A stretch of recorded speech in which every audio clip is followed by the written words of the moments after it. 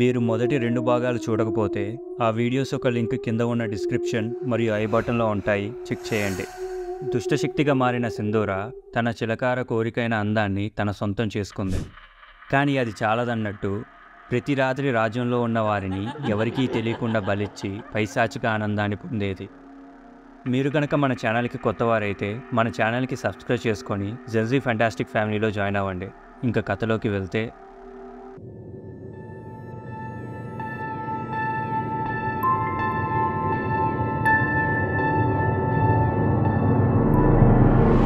ఇలా కొన్ని నెలలు రాజ్యంలో జరుగుతున్న హఠాత్తు మరణాలు, ఇంకా మనుషులు కనిపించకపోవడం వెనక ఏం జరుగుతుందో తెలుసుకోమని తన సేనాధిపతికి చెప్తాడు రాజు.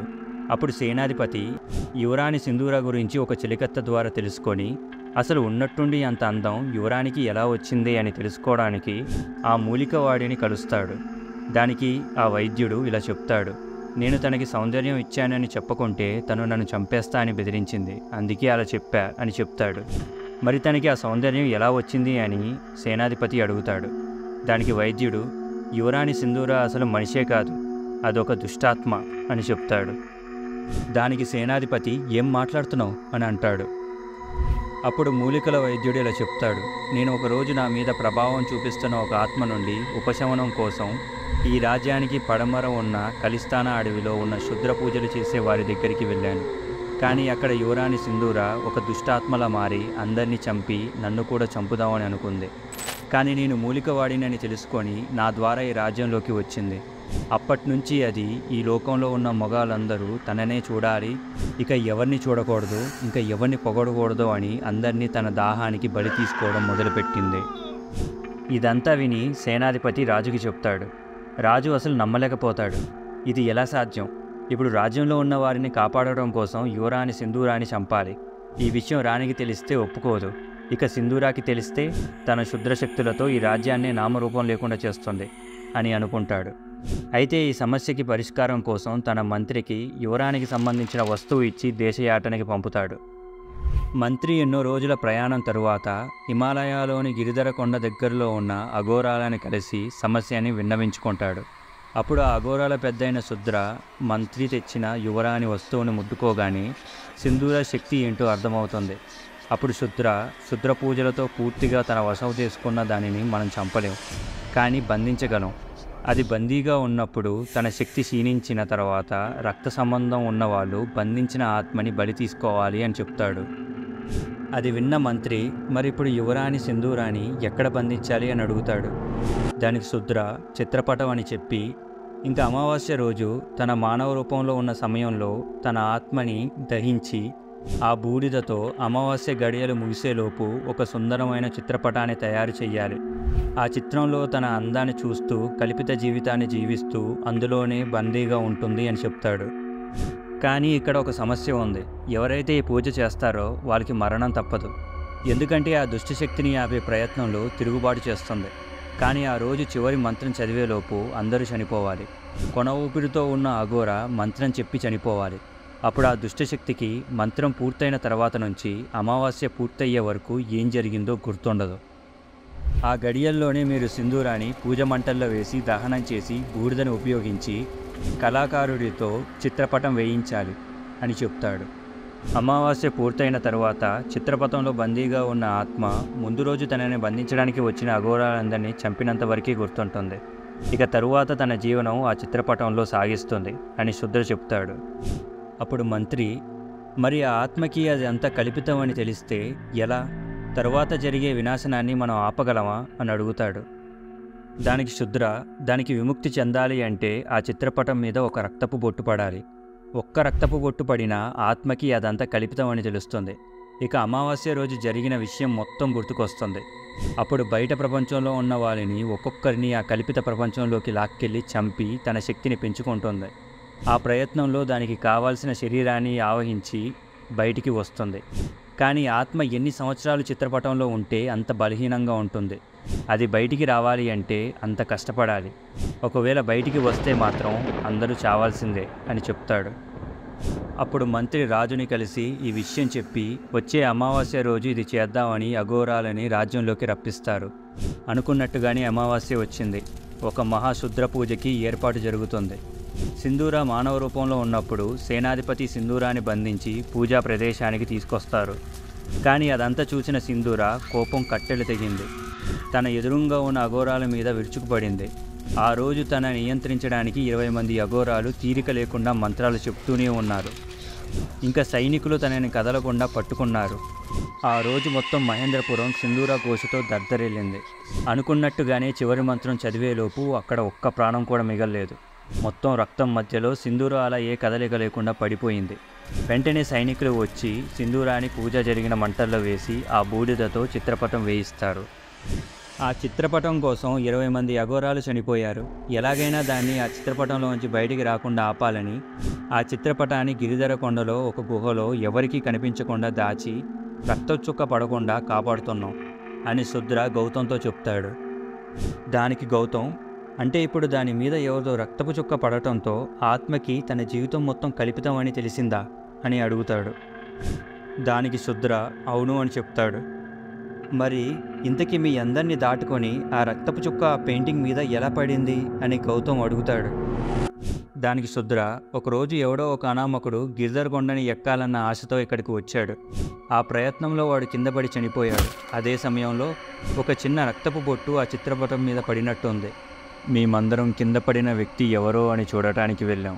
కానీ అప్పటికే చిత్రపటం మీద రక్తం పడి అందులో ఉన్న ఆత్మకి అదంతా కల్పితమని తెలిసి మేము వచ్చేసరికి ఆ చిత్రపటం అక్కడి నుంచి మాయమైపోయింది. వెంటనే చుట్టుపక్కల మొత్తం వెతికాం, కానీ ఎక్కడా దొరకలేదు. దానికోసం కొంతమంది అఘోరాలను వెతకడానికి పంపాం. కానీ నీ ద్వారా అది ఇక్కడి వరకు వచ్చింది. చూస్తుంటే దానికి ఇంకా శక్తి రాలేదనుకుంటా. అందుకే ఇంకా సొంతంగా ఏమీ చేయలేకపోతుంది అని చెప్తాడు. అప్పుడు గౌతమ్ శుద్రని సరిగ్గా చిత్రపటం మీద ఏ రోజు రక్తం పడింది అని అడుగుతాడు. దానికి శుద్ర సరిగ్గా 6 నెలల క్రితం ఇదే రోజు అని చెప్తాడు. అది విన్న గౌతమ్ ఒక్కసారిగా షాక్ అవుతాడు. ఎందుకంటే 6 నెలల కిందట ఇదే రోజు ట్రెక్కింగ్ చేస్తున్నప్పుడు కాలు జారి వాళ్ళ నాన్న చనిపోయాడు. వెంటనే గౌతమ్ డాక్టర్కి ఫోన్ చేసి తన తండ్రి శవాన్ని ఎక్కడ దొరికింది అని కనుక్కుంటాడు. అప్పుడు డాక్టర్ హిమాలయస్ దగ్గర జాగుల అనే విలేజ్ హాస్పిటల్లో ఉన్నప్పుడు మేము తీసుకొచ్చామని చెప్తాడు. అదంతా విన్న గౌతమ్కి అర్థమవుతుంది. 6 నెలల కిందట చిత్రపటం మీద పడ్డ మొదటి రక్తపు చుక్క తన తండ్రిదే అని. అదే విషయం శుద్రకి కూడా చెప్తే అప్పుడు శుద్రకి ఒక విషయం గుర్తుకొస్తుంది. అదేంటంటే, ఒకవేళ ఈ ఆత్మకి బంధ విముక్తి అవుతే రక్త సంబంధం ఉన్నవాళ్లే దాన్ని ఆపాలి. ఈ ఆత్మకి మొదటి రక్తపు బొట్టు ఇచ్చి పునర్జన్మ ఇచ్చింది గౌతమ్ తండ్రి కాబట్టి గౌతమ్ తండ్రికి ఆత్మకి రక్త సంబంధం ఏర్పడింది. ఇక గౌతమ్ది తన తండ్రి రక్తం కాబట్టి ఆత్మకి గౌతమ్కి రక్త సంబంధం ఏర్పడింది అని శుద్ర చెప్తాడు. అదంతా వింటున్న గౌతమ్కి బాగా భయం వేస్తుంది. అసలు ఏం జరుగుతుంది అని అనుకుంటాడు. అప్పుడే పెయింటింగ్లో ఉన్న ఆత్మలు చెప్పిన విషయం గుర్తుకు వస్తుంది. అదేంటంటే, వాళ్ళందరూ కేవలం ఒక్కసారి మాత్రమే పెయింటింగ్లోకి వెళ్ళి మళ్ళీ తిరిగి రాలేదు. మరి నేను మాత్రం ఎందుకు పోయి రాగలుగుతున్నాను అని శుద్రని అడుగుతాడు. అప్పుడు శుద్ర, దానికి కారణం మీ నాన్న. దానికి రక్తం ఇచ్చి నిద్రలేపాడు. మళ్ళీ అదే రక్తం దానికి కావాలి. అందుకే ఆ పెయింటింగ్లోకి ఎవరు వస్తే వాళ్ళని చంపి రక్తాన్ని తాగేది. వాళ్ళ ఆత్మలు ఆ చిత్రపటంలోనే ఎటూ పోలేక తిరిగేవి. కానీ అది ఎప్పుడైతే నీ రక్తం రుచి చూసిందో దానికి అర్థమైంది అది వెతుకుతున్నది నీ రక్తం కోసమే అని.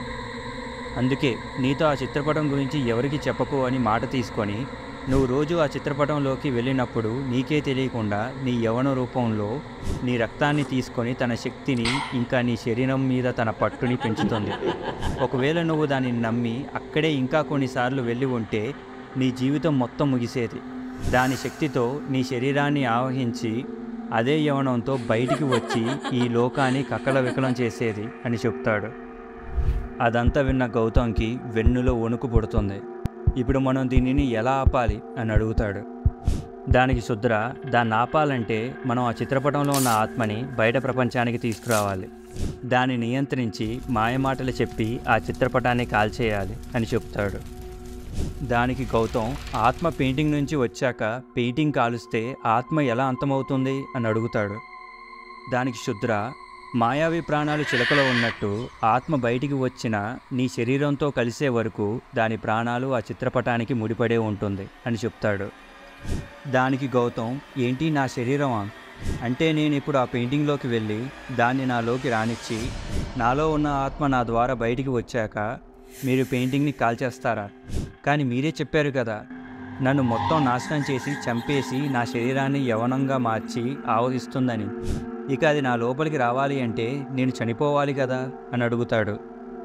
దానికి శుద్ర, అవును, సాధారణంగా అలానే జరగాలి, కానీ మేము నీకు రక్షగా ఉంటాం అని చేతికి మంత్రించిన కంకణాన్ని కడతాడు. గౌతమ్ వాళ్ళని నమ్మి పెయింటింగ్లోకి వెళ్తాడు. కానీ ఎంతసేపటికి గౌతమ్ పెయింటింగ్ బయటికి రాడు. అసలు ఏం జరుగుతుందో ఎవరికీ అర్థం కాదు. ఇంతలో శుద్ర ఆలస్యం అవుతుందని నేను వెళ్ళి చూసి వస్తానని చెప్తాడు. గౌతమ్ బయటికి రాగానే, నేను వచ్చినా రాకపోయినా ఆ చిత్రపటాన్ని కాల్చి బూడిద చెయ్యండి అని శిష్యులతో చెప్తాడు. దానికి అఘోరాలు సరే అని చెప్తారు. వెంటనే శుద్ర పెయింటింగ్లోకి వెళ్తాడు. అక్కడ సింధూర గౌతమ్ని పట్టుకొని వదలదు. ఇక తన చేతికి ఉండాల్సిన కంకణం కూడా ఉండదు. అక్కడే ఆ చిత్రపటంలో ఉన్న ఆత్మలన్నీ గౌతమ్ని విడిపించడానికి ప్రయత్నిస్తున్నాయి. కానీ సింధూర ముందు నిలవలేకపోతున్నాయి. అదంతా చూసిన శుద్ర సింధూర మీద మంత్రవర్షం కురిపిస్తాడు. సింధూర శుద్ర మంత్రాలను ప్రతిఘటించలేకపోతుంది. దానికి కారణం సింధూరకి ఇంకా శక్తి రాలేదు. శుద్ర సింధూర మీద పైచేయి సాధిస్తున్నాడని సింధూర గౌతమ్ని ఆవహిస్తుంది. అది చూసిన శుద్ర గౌతమ్తో పాటు గౌతమ్ లోపల ఉన్న సింధూర ఆత్మని బయటకి లాగి పెయింటింగ్ శక్తిని నిర్వీణ్యం చేద్దామని అనుకుంటాడు. కానీ సింధూర ఇప్పుడు బయటికి పోతే తనకి అంతం సంభవిస్తుందని తెలుసు. అందుకే శుద్రతో సరాసరి పోటీకి దిగి మంత్రయుద్ధం చేస్తుంది. వాళ్ళ దాటికి చిత్రపటం గాల్లోకి ఎగురుతుంది. మిగిలిన అఘోరాలందరూ ఆ చిత్రపటం ఎటు పోనివ్వకుండా కాపాడుతూ ఉంటారు. చివరికి శుద్ర చనిపోతాడు. అది చూసి సింధూర సంతోషంతో ఎగురుతుంది. కానీ ఒక్కసారిగా శుద్ర లేచి గౌతమ్ ఇంకా గౌతమ్తో ఉన్న సింధూర ఆత్మతో పాటు పెయింటింగ్ నుంచి బయటికి దూకేస్తాడు. గౌతమ్ బయటికి రాగానే గౌతమ్ బాడీలో ఉన్న సింధూర కోపంతో రగిలిపోతుంది. వెంటనే లోపలికి వెళ్దామని అనుకుంటుంది. కానీ శుద్ర అడ్డుపడి ఆపుతాడు. ఇంతలో శిష్యులు పూజ చేసి చిత్రపటాన్ని మంటల్లో వేసి కాల్చి బూడిద చేస్తారు. పెయింటింగ్ కాలి బూడిదవ్వగానే సింధూర ఆత్మ గౌతమ్ని వదిలి మాయమైపోతుంది. వెంటనే శుద్రకి అఘోరాలు చికిత్స చేసి కాపాడతారు. ఇక గౌతమ్ మానవాళికి అంతు చిక్కని సాహసం చేశాడు కాబట్టి అలసిపోయి పడిపోతాడు. కొన్ని రోజుల తర్వాత గౌతమ్ లేచి ఏమైంది అంటాడు. దానికి అఘోరాలు, మనం గెలిచాం, సింధూరాన్ని అంతం చేశాం అని చెప్తారు. మరి శుద్రకి ఏమైంది అని అడుగుతాడు. అప్పుడు గాయాలతో ఉన్న శుద్ర అక్కడికి వచ్చి నేను ప్రాణాలతోనే ఉన్నా అని చెప్తాడు. తరువాత శుద్ర ఇంకా గౌతమ్ ఏకాంతంగా మాట్లాడుకుంటారు.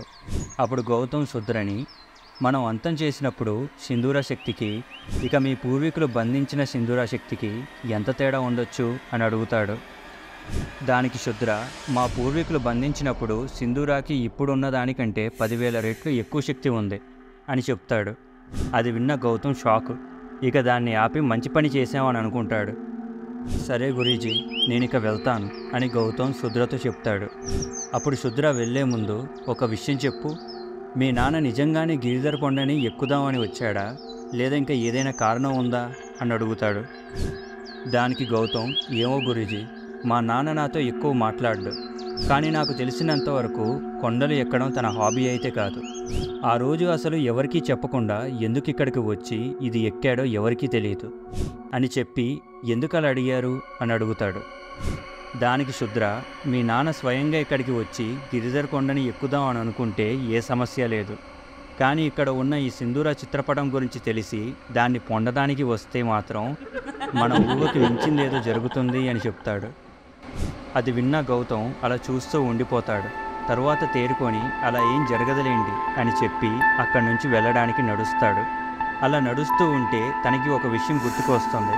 అదేంటంటే, గౌతమ్ చిన్నప్పుడు ఒకసారి వాళ్ళ నాన్న రూమ్లోకి వెళ్తాడు. అక్కడ గోడ మీద సింధూర పేరు పెద్ద అక్షరాలతో రాసి ఉండటం చూస్తాడు. The end. ఈ వీడియో మీకు నచ్చినట్లయితే ఈ వీడియోకి లైక్ చేసి, షేర్ చేసి, కామెంట్ చేయండి. ఇలాంటి మరిన్ని ఇంట్రెస్టింగ్ స్టోరీస్ కోసం మన జెన్జీ ఫెంటాస్టిక్ ఛానల్ని సబ్స్క్రైబ్ చేసుకోండి. Thank you.